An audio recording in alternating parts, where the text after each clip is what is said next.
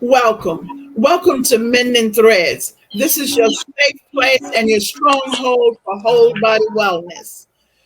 We'd like to welcome you this morning to a whole series, Mind, Body, and Spirit for Transformation.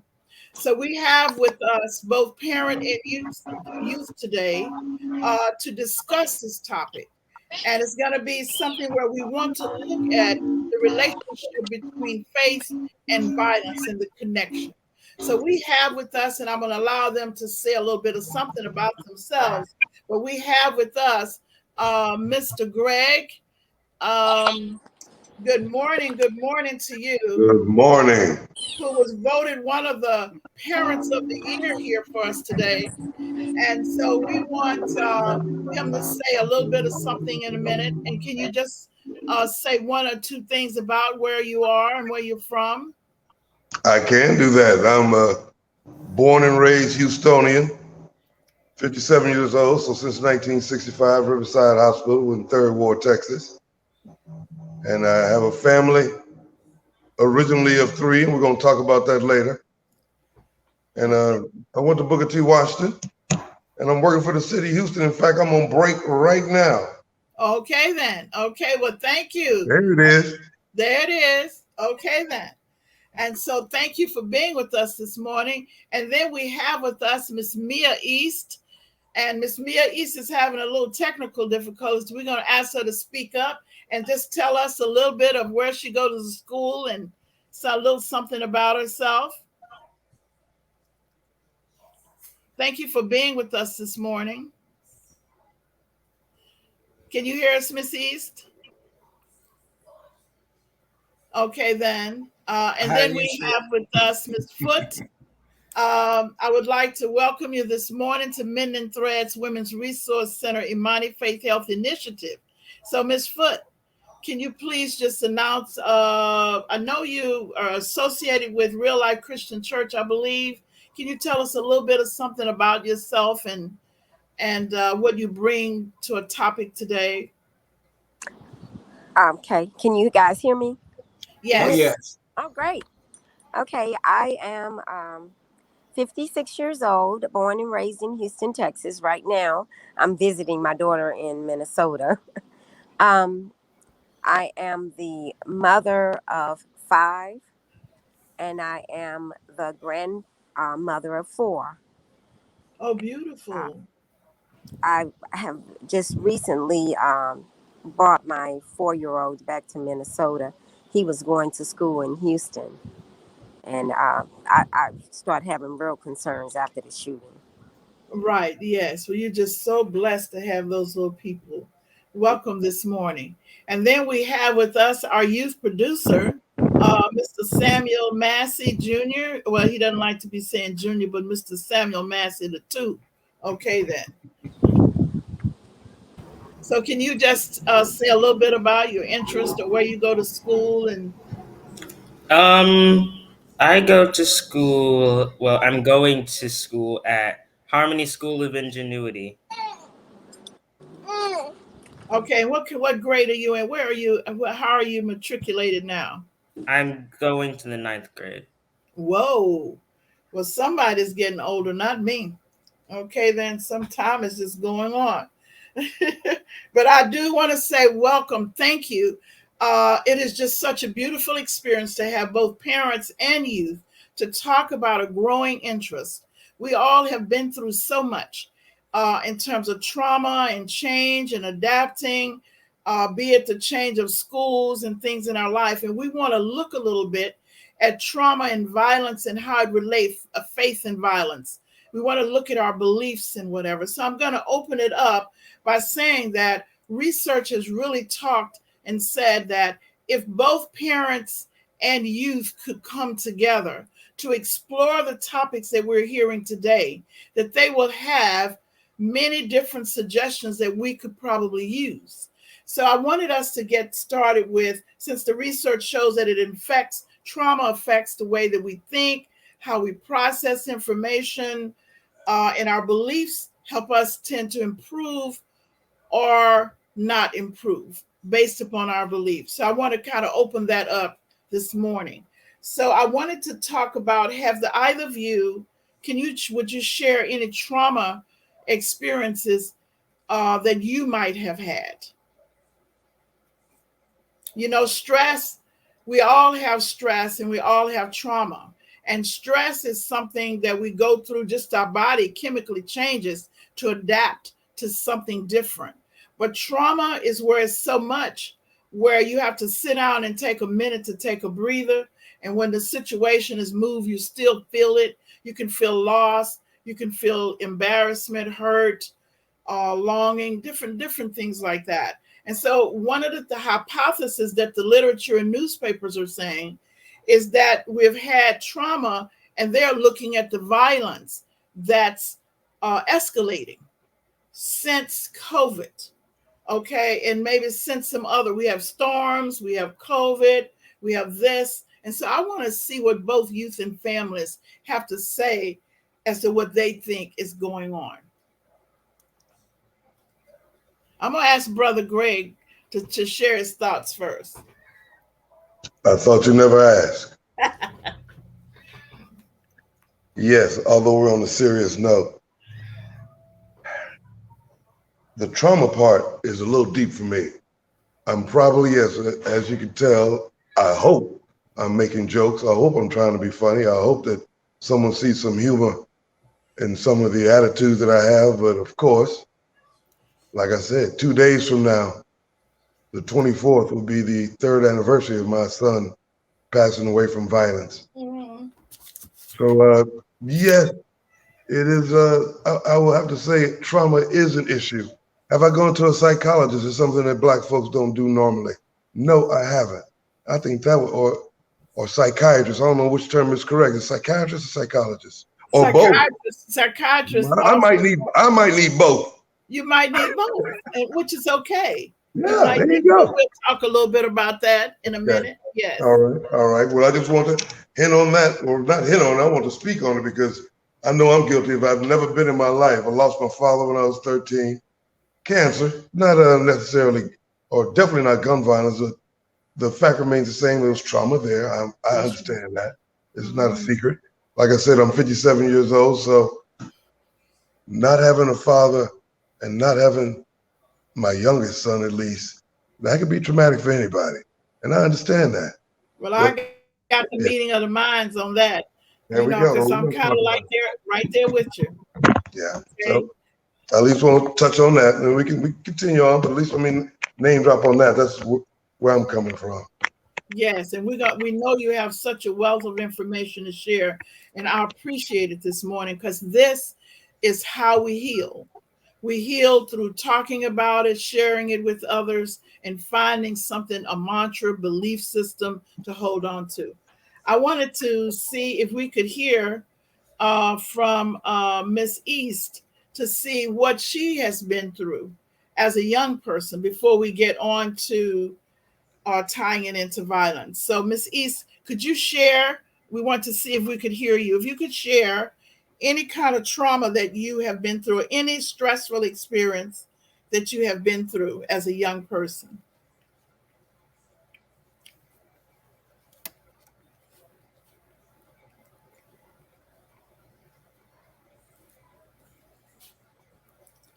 Can you hear us, Miss Ace? Okay, then. So we'll move the same question to Miss Foot, and we'll see if Miss Foot will be able to share with us some of her experiences before we get to the truths or to. We can't hear you. You have to unmute. Oh, wait a minute. Okay, thank you. Mhm. Hold on. I didn't realize that it. We can hear you now. Now we can't. Yeah, you have to unmute. Is she muted? Okay, can you hear me now? Yes, ma'am, Yes. we sure can. Mhm. Okay. I have recently had a lot of death in my family. The causes have been natural, but still with the events that have been going on, just in the news with the shootings and uh, being afraid to send my grandson to school.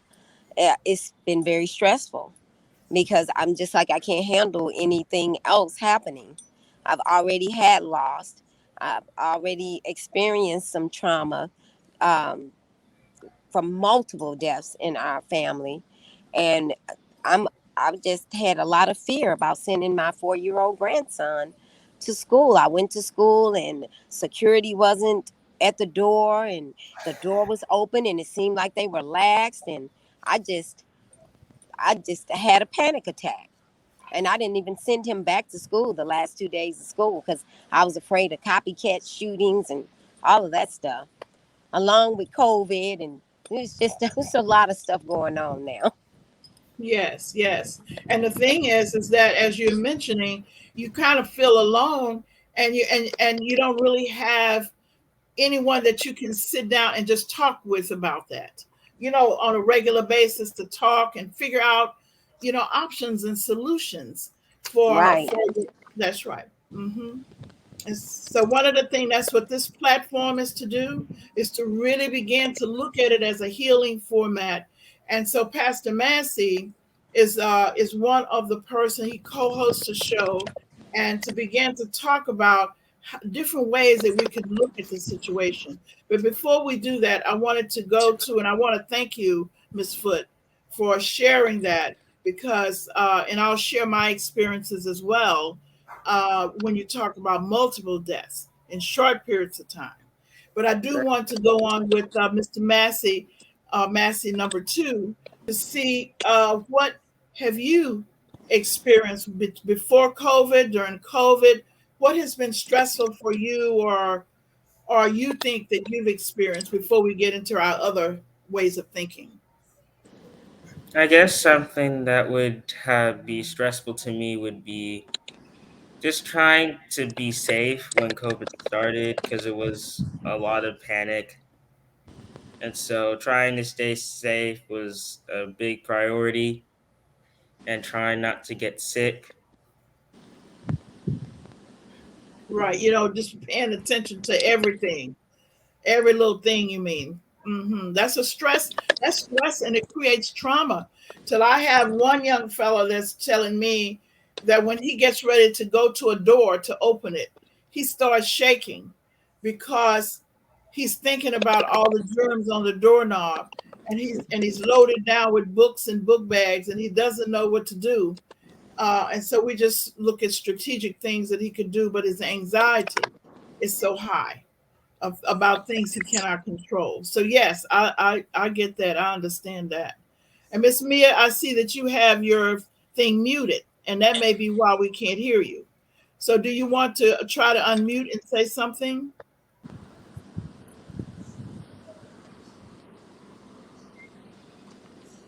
You want to say something?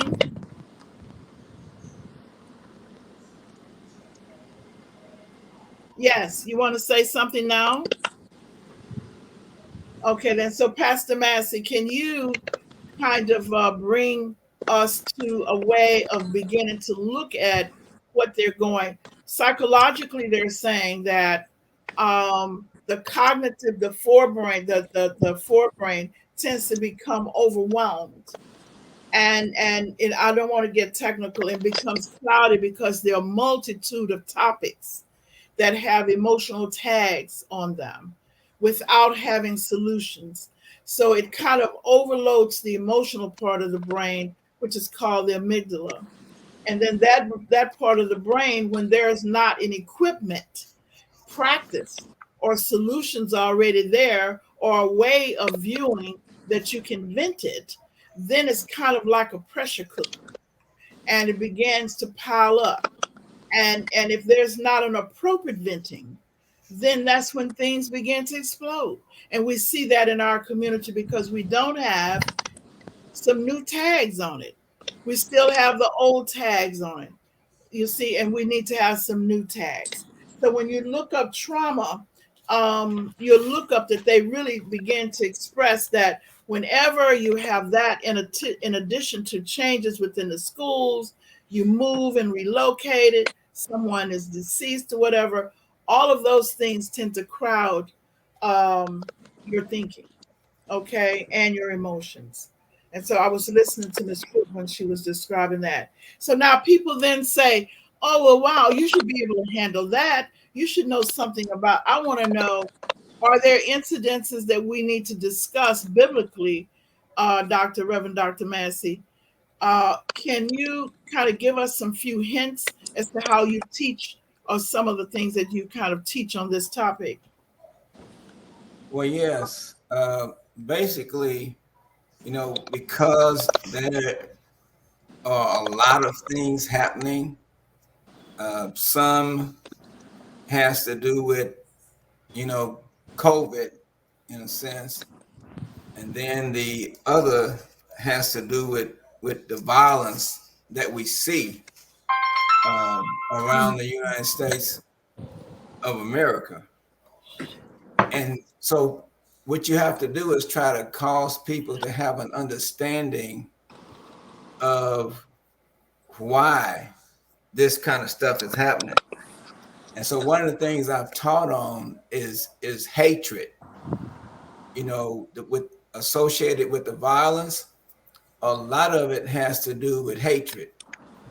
And we know that hatred is pretty much uh, an intense dislike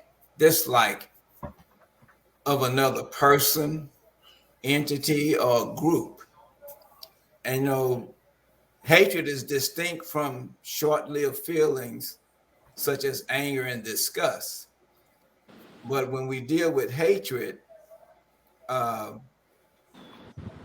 that's what's been causing a lot of the stuff that's happening, because people are you know, teaching hatred. You know, children grow up in households where their parents are teaching them to hate, because of a person 18, 19, 20 years old can go into a church, go into a grocery store, go into the park and just start shooting people for no reason at all, as it seemed, for no reason at all.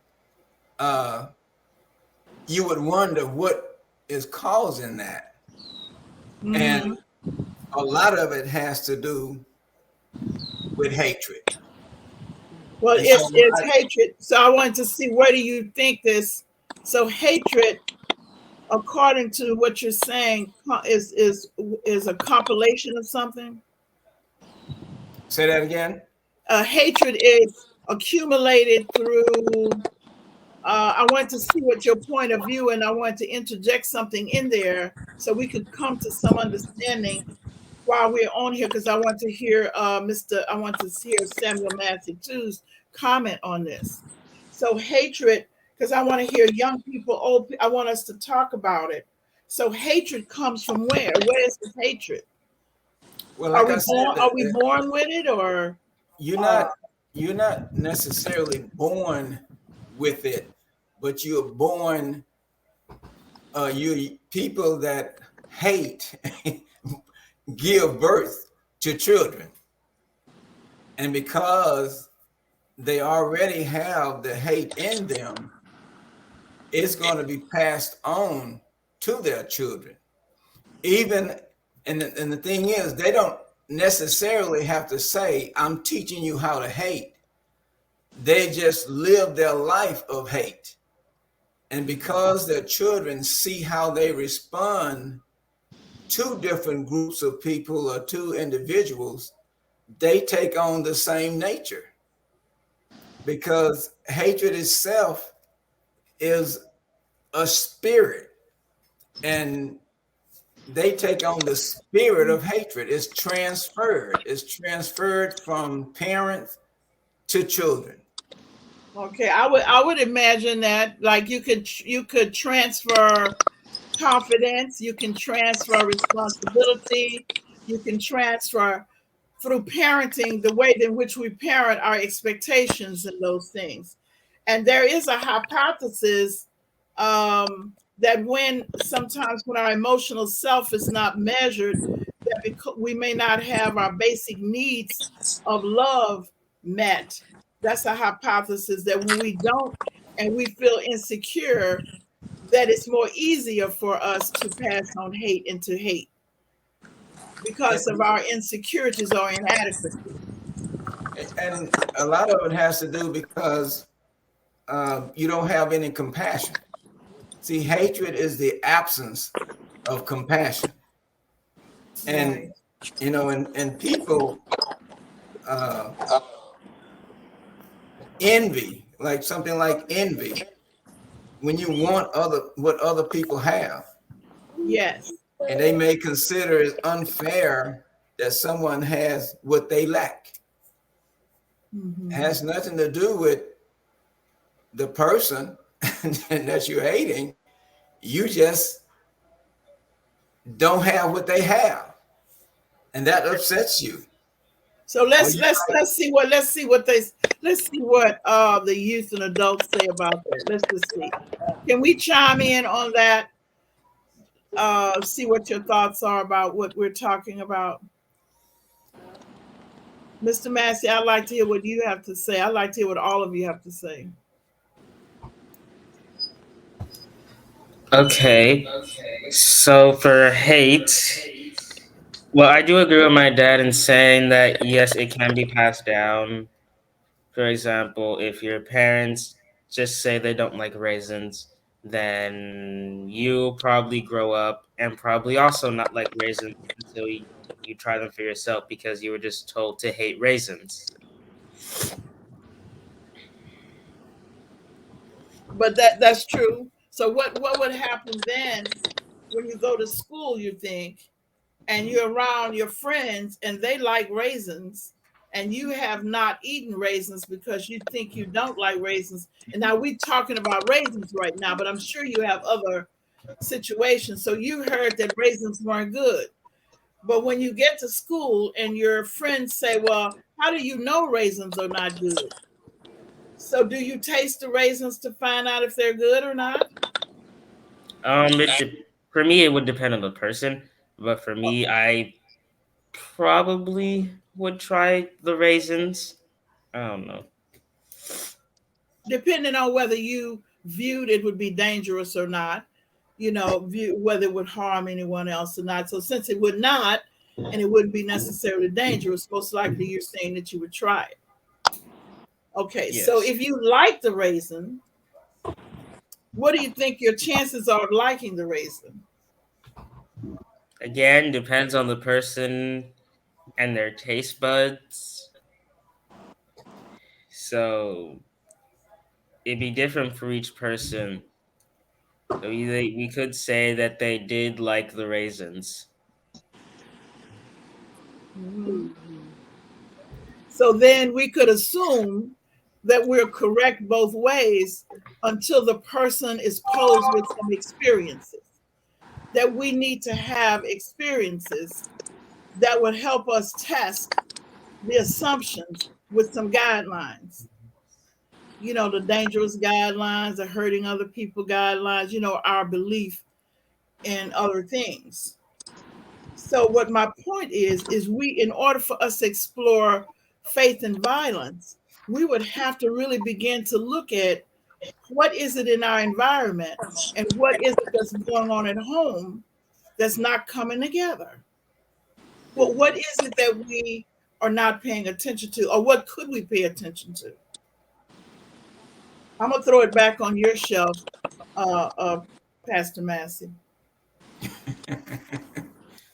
well, and like I said, in dealing with what I started talking about, you have to understand the root cause of different things that's happening, because there's always a root cause, and some things are related to mental. That sometimes it's actually a mental thing. Even the Bible says, "As a man thinketh, so is the man." So if Mhm. you've been taught to think a certain way, then your actions are going to be the way you think. And unless somebody present the truth Yes. to you, Yes. because even when you pray, as they say, and you have spiritual warfare, and you're pulling down strongholds. Strongholds are lies that you've been taught and that they're in you. I think I'm so they're sorry. in you. There's something that's coming through that I can't. It's like, yeah, please mute when you're not talking. Maybe that's it. Mhm. Right now, it sounds like static. Yes, but I hear voices. Mhm.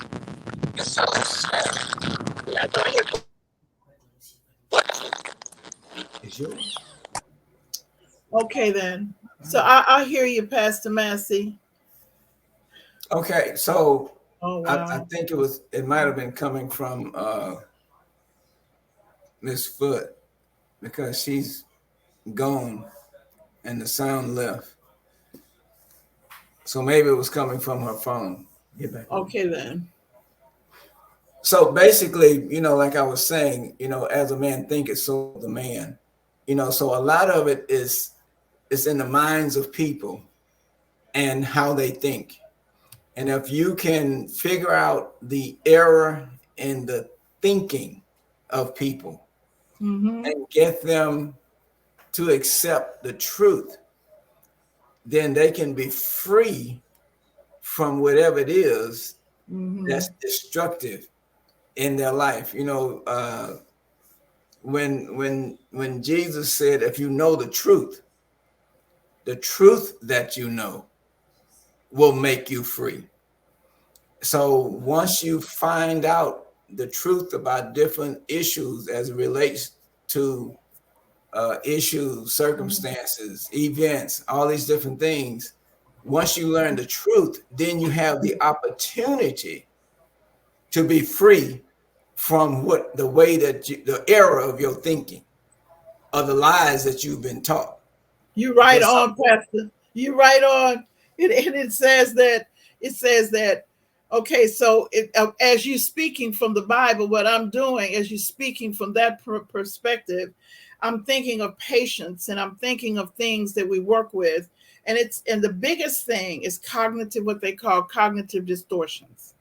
The thing where you blame when something is going on, you blame the situation as a responsibility on someone else. When we started about hate and we started about parenting, so it's like the truth is when something happens, then it is that we are responsible for what we're doing with something that's happened, how we interface something that happened, what we say about something that happened.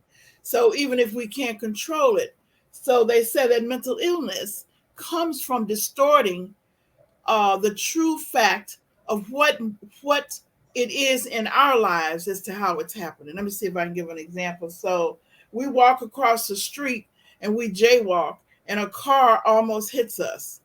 So we become very angry at the car or at the other person driving down the freeway. But actually, many times, it's our response to that person that's saying something to us or driving down the freeway that we could possibly control.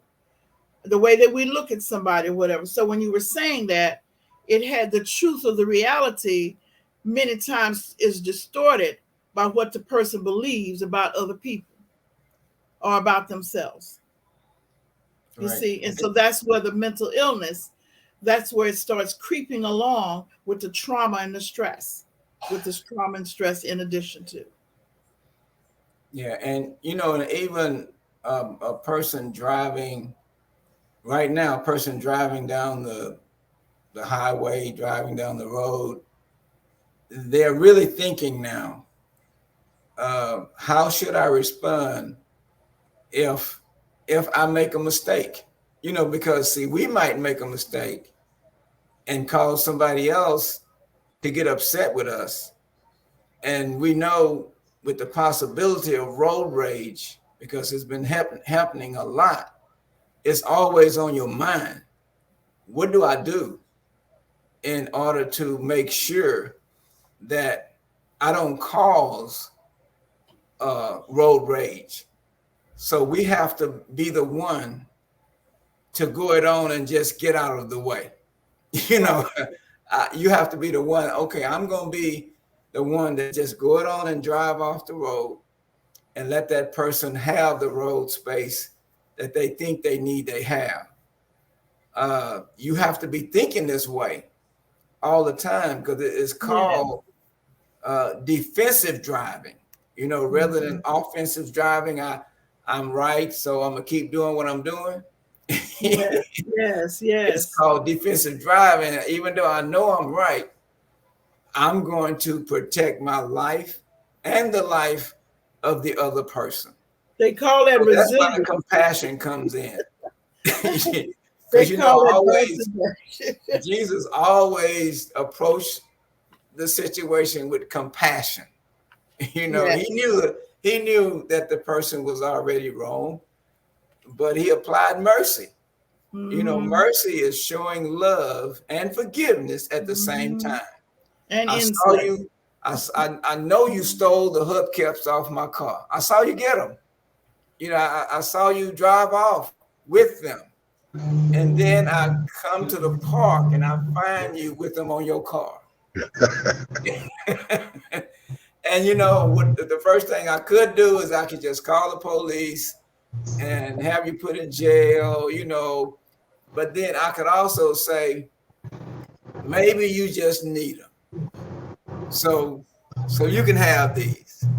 I can get some more. And I'm gonna just keep on moving because I could say, man, I see you stole my hubcap, and the man might pull a gun and shoot me over my hubcaps that belong to me. Well, Pastor Master, the personality or thinking that would take your hubcaps and then go to the park and put them on their car just might do that because they have already justified that you better not say anything because they put them in your face. Right. Right. And I know even when I was overseas, when I was in Africa as a Peace Corps volunteer, some of the African people used to say, "Oh, if somebody steal your stuff, it shouldn't matter because you're rich." And so in their mind, they thought that all Americans was rich.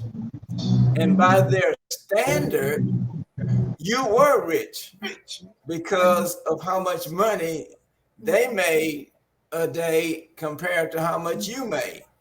You know, I had people that they work 8 hours, an 8 hour day, and only make $2, $2 for the whole workday.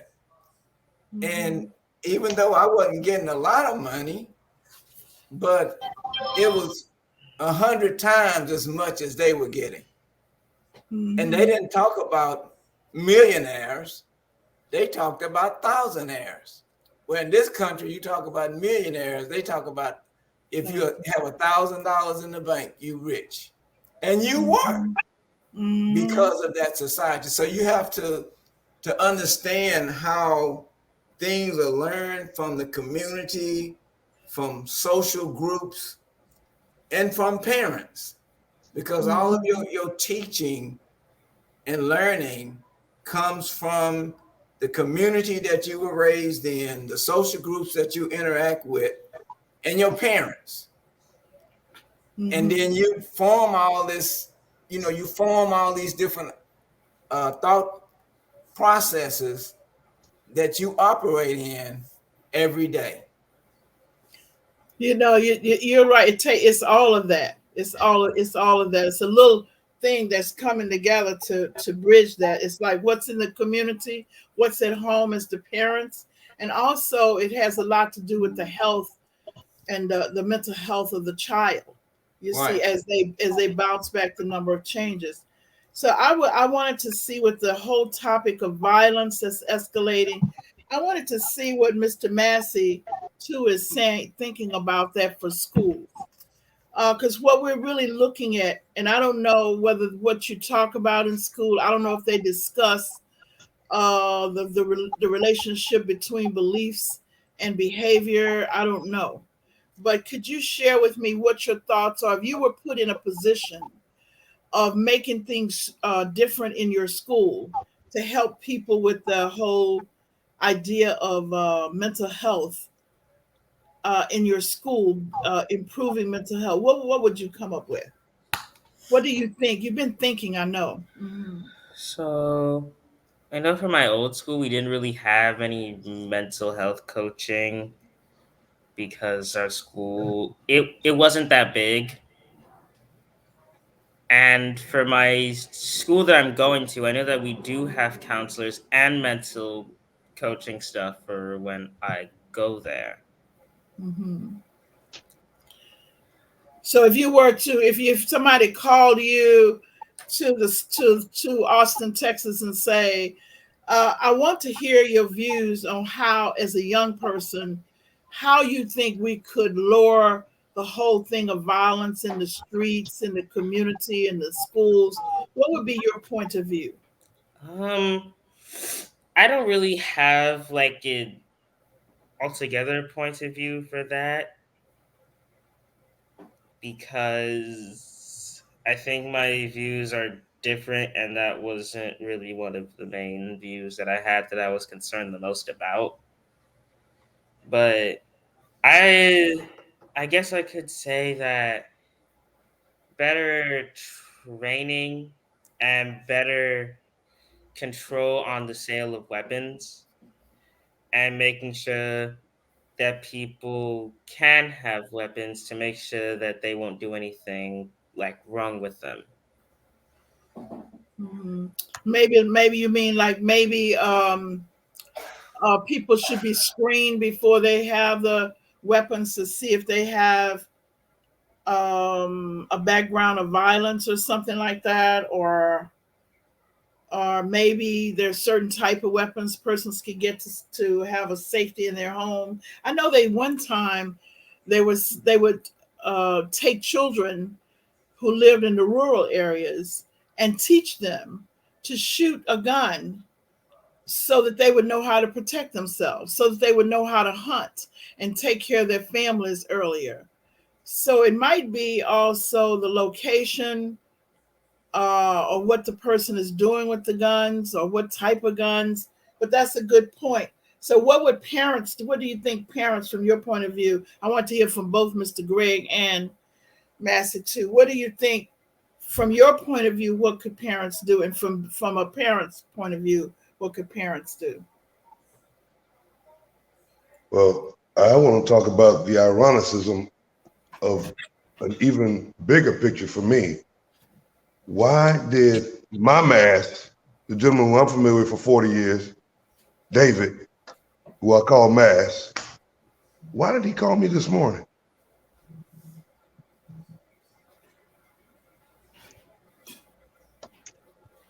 I have a golf tournament that I do for my son when he passed away. We gave out Uh-huh. masks Uh-huh. first year. There's a water bottle that I created. And look at the three things that are on it. Where's the camera at? There we go. Education, mental health, gun awareness. That's right. Those Uh-huh. those are the three tiers of that crown for my Yeah. son, Chase. Yeah. So the ironicism of this conversation, why Mass called me this morning, my son about to have the anniversary of him passing away in a couple of days, is that, again, it's a very big picture I'm trying to put my head around right now. Well, we'll get back to that. Now, Well, going no, back you to, you can go on and share from a parent's point of view, because there we usually when go. something happens, no matter what it is, we feel guilty as a parent. We always feel like I could have stepped in or I could have been there, even if it was around the world. No matter what it is, it is we could have done something, because that's where You we are as a parent. use that term, you're using that term loosely. I promise Yeah, you, I live it every day. I yeah. totally agree with that. Totally Mhm. agree with that. And in fact, I also want to make a comment about that simile, that analogy that Lil Mass made earlier about those raisins. Yes. You get that from the house. My father did not like the other Texas team. He was a Washington, D.C. Redskins, which we are called the Commanders now, but he was a DC fan. He did not like the other Texas team. That got passed down to me. I do not like the other Texas team.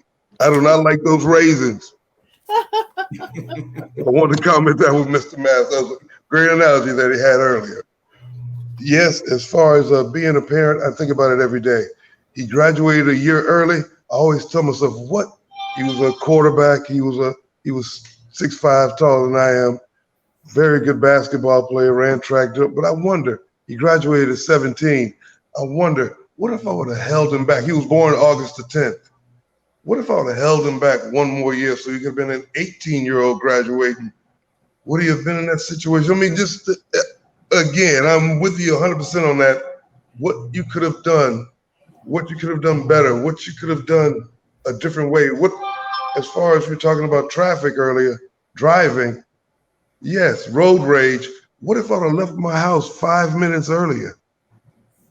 What if I would have left my house 5 One of the minutes things later? I'm gonna let Pastor Massey help me, but this is what I Come want to on. say about that. For most of the experiences that I've had and that I've read about it and things, that things were into play. It may not be what you wanted. I've lost my daughter and those kinds of things, but listen, we will always think, what if? But the question is, what if? Is what is it that comes out of this that I am to do? See, it's something, and I pray to find out what is it that you want me to know that I could carry on. And I like what you're doing, carry on for that person, the message, and asking my higher being, my God, to show me what it is that make this meaningful and show me where it's to go. See, I don't think anything happens accidentally necessarily. I think we can make things faster or slower, we think, by our health, about what we do. But I also think we're still traveling down 290. And I think somebody is moving us down 290. You understand what I'm saying? And how we get down 290 and the manner in which we go down 290 has to do with our belief and what we're going to come out of it with. Because when you come out of it with, it wasn't your child, no him. It was just given to you to take care of, to shape in that direction so it could fulfill the promises. You see? So it wasn't yours. That's what I came out of it with. And I would go in the closet and scream and cry, blah, blah. But it wasn't yours. I gave that to you. You see? And I'm in control of this. You ain't in control of nothing. Okay, then you can help me. You can help me, but you ain't in control of nothing. Okay, so sometimes we'll get a chance to share experiences and talk. But I'm gonna ask Pastor Massey. Okay, now don't let me be putting words in his mouth now that he didn't say. Too late. It's too late. Too late now, Pastor. Too late.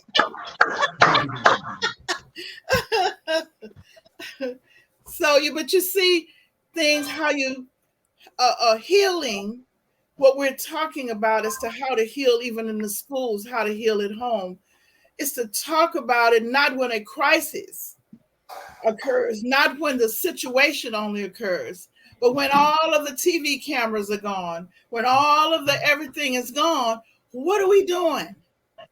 When do we really talk about what parents need to do? When do we talk about it to encourage children to speak up and to share your genuine feelings about what's wrong around you? When they do, they tell the truth. They tell it like it is. They tell what makes them nervous. They tell what makes them scared and all of that, and what would make them feel more comfortable. And this is where we're needing to be. So we've even been asked to have a forum, and we'll be bringing on different people from the police department, different one, but we have to get a forum of children and youth to speak up about that, to talk about it from a genuine point of view. You see? And so we're going to try to have parents who have experienced violence in their lives, parents who have experienced loss, youth who have gone through it. And see, really, that's where we're going to get our truth, Pastor Massey. That's part of the truth right there. Mm-hmm. So I just wanted to see if either one of you have anything that you would like to leave the audience with. Little Mass, you want to go first? Any shared experiences, any thoughts? I like yours, Mr. Greg. Is to do something what you said and didn't say. You said it, but you didn't say it. To do something with your grief. Make your grief meaningful. Give action to the word and express it that will heal and help someone else. You see. And so I do hear that. Yes. Okay then. 2020. That was 2020. The third annual is coming up in a couple of weeks. Right. And it's almost seemed like it was yesterday. It Yes. is. That's right. It is. And So Pastor yes. from a from a biblical standpoint, um, healing comes when you don't seek revenge, because a lot of times when something happened, Mm-hmm. you demonstrate your hate when you choose to seek revenge. It's just like when in the book of Matthew, when it says in verse 38, you have heard that it was said, an eye for an eye and a tooth for a tooth. But I say to you, do not resist the one who is evil. But if anyone slaps you on the right cheek, turn to him the other also. So, when we are hurt or wounded in a relationship, our heart is prone to seek revenge, whether it's a harsh word, withholding kindness, intentional acts of malice. But Jesus reminds us that revenge is not his way. And see, some may fear that removing revenge as a possibility may put them at a power of disadvantage. But there's a healthier way to work through even these types of situations. Refusing revenge is a commitment to always act in the best interest of the one who hurts you.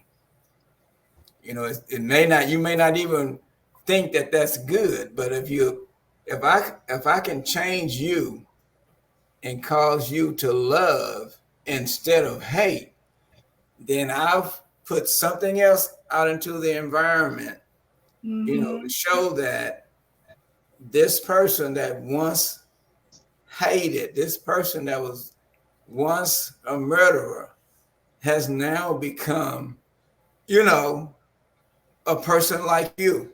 Because see, if you're a loving person, you want people to be like you. You don't want to be like them.